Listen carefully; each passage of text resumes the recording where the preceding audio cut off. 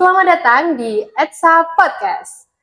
Dan Sobat Etsa, seperti biasa, kembali lagi bersama aku, Firel Rania Rizka Azharo, yang akan memandu Etsa Podcast pada hari ini. Dan bersama saya, sudah ada cewek cantik dari pendidikan bahasa Inggris, yang mana kita akan membahas tentang jalan-jalan, tapi sambil belajar nih. Ada silahkan perkenalan diri. Terima kasih, Kak. Halo semuanya, perkenalkan nama aku Siti Zaitun Maula, biasanya dipanggil Yulia. Aku mahasiswa Prodi Pendidikan Bahasa Inggris, dan sekarang aku menginjak semester 5, dan kebetulan juga aku mahasiswa dari International Class Program atau ICP. Halo semuanya. Nah, dari kelasnya aja udah beda ya teman-teman, dari kelas reguler, international class. Jadi, boleh nggak sih Kak ceritain gimana bisa masuk di ICP, gimana bisa jalan-jalan? Kemarin kemana Kak, kalau boleh tahu Kak?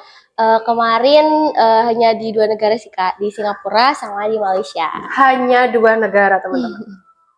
Hanya 2 negara. Hanya 2 negara. Boleh diceritakan caranya masuk ICP atau kok bisa masuk ICP itu gimana? Oke.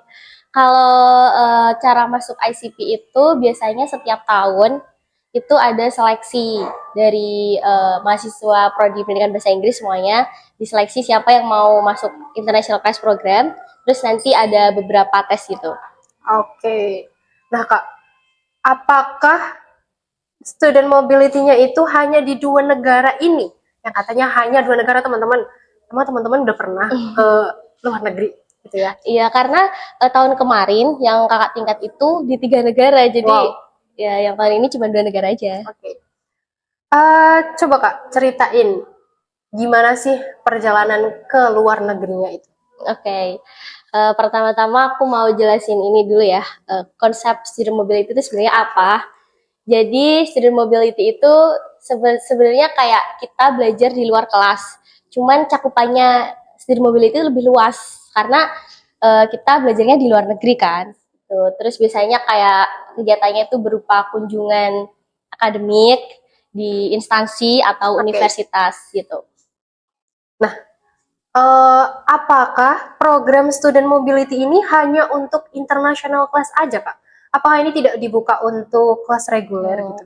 Oke, pertanyaan menarik. Sebenarnya student mobility itu programnya memang khusus untuk international class program.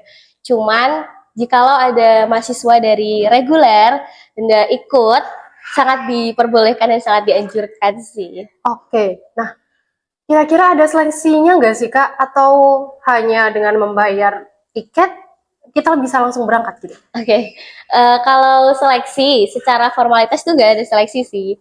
Waktu itu aku sama teman-teman aku tuh cuman dikasih informasi dari WA group sama Ibu Kajur, Mem Nuna, siapa yang mau ikut student mobility gitu. Terus kalau misal kalian berminat langsung aja matur ke Ibu Nuna.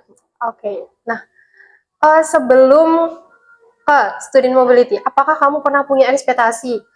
Aku masuk international class biar bisa ke luar negeri gitu kan? Apakah punya pikiran-pikiran seperti itu? Sebenarnya kalau ekspektasi itu waktu aku masuk ICP cuman kayak pengen belajar aja karena kan di ICP tuh almost pakai bahasa Inggris ya Kak. Jadi kayak ya udah biar aku lebih praktis juga, terus ternyata di sana ketemu sama teman-teman yang ambisius. Jadi semangat belajarku tuh lebih tinggi gitu loh. Oh gitu ya Kak.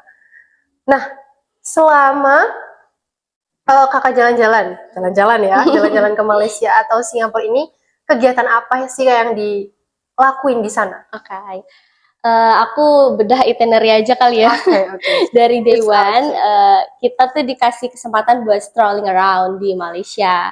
Nah, waktu itu jalan-jalannya itu ke Twin Tower, terus ke Batu Caves, ke Genting Highline gitu. Itu pokoknya yang day one tuh bener-bener full jalan-jalan gitu.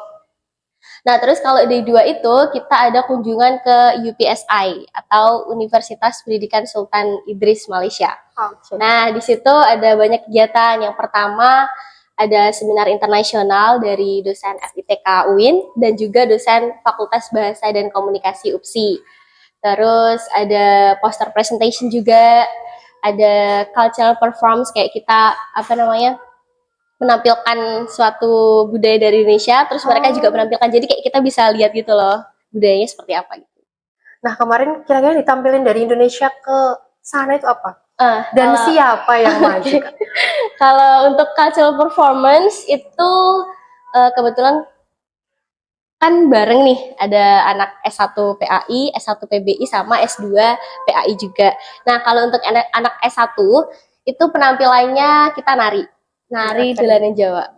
Itu penontonnya juga antusias banget sih. Oh, Masya Allah sekali ya teman-teman. Jadi, meskipun kita jalan-jalan ke luar negeri, kita tuh nggak boleh melupakan culture kita sendiri, yaitu Indonesia, oke? Nah, lanjut Kak.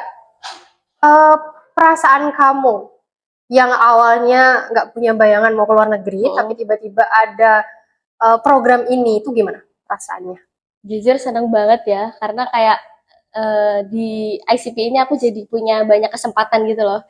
Terus ini juga merupakan precious moment bagi aku karena aku bisa ngelihat dunia luar tuh seperti maksudnya kayak luar negeri itu seperti apa, gaya belajar mereka seperti apa, terus budayanya mereka seperti apa gitu sih. Ah, aku lupa nanya nih. Di sana itu berapa hari Kak? Dan kira-kira ada nggak selama di sana beberapa hari itu ada culture shock-nya nggak? Ada. Oke. Kalau perjalanannya itu kurang lebih 6 hari terhitung sama pulang dan perginya. Kalau culture shock kurang ada ya mungkin kayak soal makanan semuanya cocok. Apalagi nasi lemak itu enak banget guys, kalian harus coba.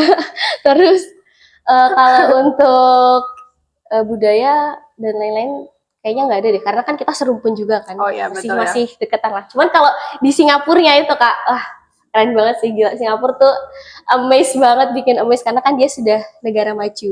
Betul sekali. Kemudian, apakah kamu menemukan perbedaan yang signifikan antara pembelajaran, terutama pembelajaran ya, karena kita masih lingkupnya kampus ya teman-teman, pembelajaran akademik di sini, di Indonesia, dengan di Malaysia atau di Singapura?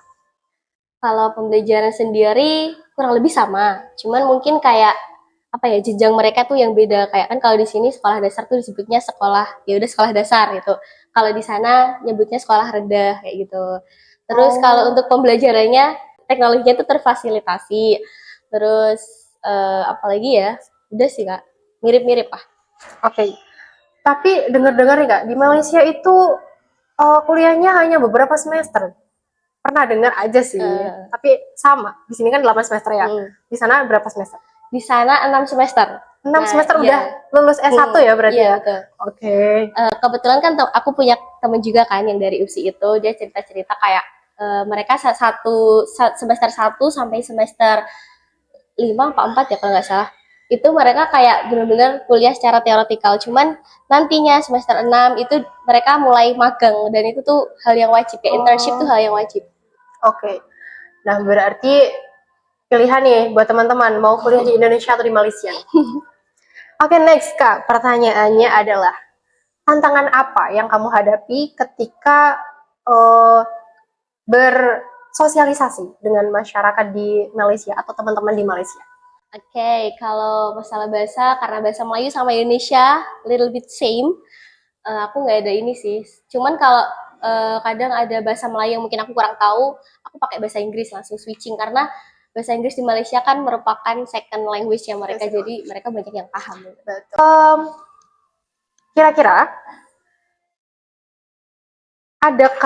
apakah ada kesempatan untuk jalan-jalan lagi atau mungkin dari jalan-jalan kemarin itu membuat memori buat kamu tersendiri gitu? Pasti ada. Kan I have mentioned before kayak day 1 sama day 3 itu full jalan-jalan. Yang pertama yang day 1 itu kita strolling around Malaysia, terus yang day 3 kita ke Singapura. Nah, itu jalan-jalannya seru banget, seru parah apalagi sama teman-temanku juga orangnya asik-asik semua kan. Terus kalau memorable place kayaknya di Singapura deh, karena aku benar-benar melihat Singapura tuh wah keren banget, amazed banget, peraturan di sana keren, terus tata kotanya keren semuanya. Oke, berarti bakalan punya niatan untuk kembali ke Singapura ya teman-teman? Of course, pengen banget. Oke, jangan lupain teman-temannya diajak. Oke. Oke, selanjutnya adalah pelajaran apa yang bisa didapat dari program Student Mobility ini. Mungkin bisa juga sharing buat teman-teman yang sudah punya niatan ingin belajar sambil jalan-jalan ke luar negeri. Pelajaran yang pertama pasti pengalaman, yang kedua wawasan, terus relasi, dan ikut student mobility itu benar-benar membuka mindset kita banget. Kita jadi tahu kayak ternyata dunia tuh luas banget dan banyak hal yang belum kita ketahui. Jadi kalau misal kalian punya kesempatan untuk ikut, worth to try banget. Kalian harus ikut. Oke, nah kira-kira Kak, pasti ini yang di bayangan teman-teman, wah ke luar negeri nih, pasti butuh biaya banyak gitu.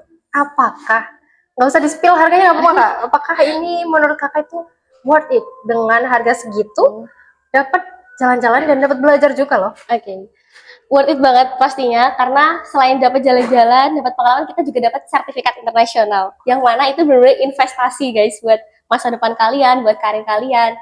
Itu sih. Kalau untuk biaya standar karena memang sesuai sama fasilitas yang kita dapat, pengalaman yang kita dapat, pembelajaran juga. Nah, untuk apa ya, skill. Kan kalau di sini ya skill kita di pendidikan bahasa Inggris memang harus bisa bahasa Inggris. Mungkin ada pembelajaran atau pengalaman yang buat Kakak ini, oh aku harus seperti ini. Aku harus ini bisa dicontoh gitu. Dari student mobility kemarin. Mungkin pengalaman dari pas di UPSI ya. Kurang lebih sama sih Kak. Jadi kayak ya aku cuma belajar kayak mungkin gaya belajar mereka kan ada yang berbeda sama kita, itu aja yang sih aku terapin di sini sih. Oke, nah kalau mungkin tadi sedikit membahas tentang momen yang berkesan di Singapura gitu ya. Ada nggak momen yang bener-bener pelajaran banget buat kamu? Dari overall student mobility ya, time management sih. Time management, terus kita juga teamworknya bener-bener diasah banget di situ. Karena kan kita kayak banyak mengunjungi tempat, tetapi apa namanya waktunya tuh limit. Jadi kita harus bener-bener time managementnya harus bagus. Ya, normalnya mahasiswa Indonesia, teman-teman, kadang memang kita tuh suka molor. Jadi, benar-benar harus ini ya, sangat bisa jadi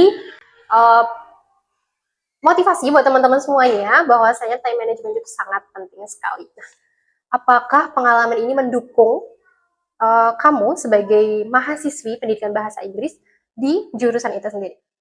Pastinya mendukung. Karena kan ya itu kan kegiatan akademik juga kan. Apalagi pas di Al Furqan School itu kita juga belajar best practice kayak kita mengajar tapi ke murid yang di Malaysia. Sedangkan kita tuh nggak tahu kayak murid Malaysia tuh kayak gimana. Itu benar-benar hal yang bikin memorable juga tadi kan. Itu sih. Jadi kita bisa banyak belajar dari situ bagaimana kita observe sekolahnya seperti apa, kegiatannya seperti apa. Oke, nah setelah bercerita pengalaman jalan-jalan kemarin nih teman-teman, kira-kira Kak, apakah ada pesan dan kesan untuk teman-teman mahasiswa atau yang mungkin calon mahasiswa yang punya mimpi untuk ikut student mobility? Oke, untuk pesannya kalau misal kalian punya kesempatan, kalian diberi kesempatan buat apa namanya student mobility, aku berharap kalian bisa ikut karena itu benar-benar apa ya menambah banyak hal yang belum kita ketahui sebelumnya dan kalau kesannya eh, perjalanan student mobility kemarin benar-benar keren banget dan precious moment bagi aku. Oke, lanjut ke apakah pengalaman student mobility ini bisa mendukung karir ya teman-teman, terutama karir dan mungkin kesempatan untuk belajar lagi S2 atau S3 gitu. Pastinya iya, karena kita jadi tahu kan Malaysia itu seperti apa sih, kehidupan di Malaysia gimana, Singapura juga gimana pembelajarannya. Terus yang aku udah bilang tadi, kan kita juga dapat sertif. Sertif itu benar-benar investasi dan kalau misalnya kita mau daftar apapun tuh jadi kayak, wih ini anak udah pernah kesini nih, pasti pengalamannya banyak dan bagus. Jadi kayak apalagi itu sertifikatnya internasional. Jadi mungkin apa namanya kita bisa jadi lebih cepat apa sih namanya? Apa ya Kak? Lebih cepat ini ya apa? Penting juga lah intinya kayak gitu. Oke. Oke, next. Kalau di kasih kesempatan datang ke Malaysia dan ke Singapura lagi, kira-kira lebih best kemana? Kalau best, semuanya best. Karena di masing-masing tempat aku belajar banyak hal. Cuman kayaknya ke Malaysia lagi sih. Karena aku perlu explore banyak hal lagi di sana. Oke teman-teman, jadi banyak jalan yang bisa kita tempuh. Jadi untuk teman-teman tuh jangan pernah ngerasa stuck di situ-situ aja ya. Kita tuh harus mencari apa yang belum ada, apa yang belum kita lalui. Karena di depan sana itu masih banyak jalan yang memang harus kita coba satu-satu gitu. Nah, dari obrolan kita hari ini, kita bisa lihat bahwa pengalaman student mobility ini nggak cuman soal jalan-jalan teman-teman, tapi juga soal gimana kita belajar budaya yang ada di Indonesia dan juga di luar Indonesia atau luar negeri. Terima kasih untuk Kak Yulia sudah meluangkan waktunya bersama kami di ETSA Podcast. Apakah ada closing statement, Kak? Oke, boleh. Aku happy banget sih bisa sharing kegiatan aku selama student mobility dan semoga kalian belajar banyak hal dari apa yang kita udah ngomongin tadi. Oke, buat pendengar ETSA Podcast, jangan lupa nantikan podcast hari ini akan tayang di Spotify dan YouTube. Dan jangan lupa untuk follow IG HMCPBI UIN Semarang dan nantikan ETSA Podcast selanjutnya. Bye-bye.